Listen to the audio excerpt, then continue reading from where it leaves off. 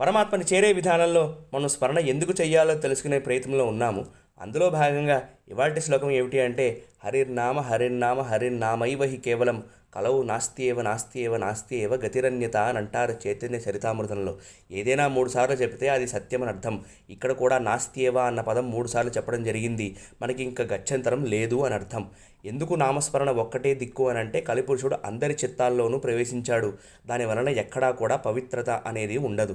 ఆ పరలోక వాసుదేవుడే తనంతట తానుగా భక్తులకి దగ్గరగా ఉందామని వెలసిన పుణ్యక్షేత్రమైన తిరుపతిలోనే అన్ని అవకతవకలు జరుగుతున్నాయి కదా.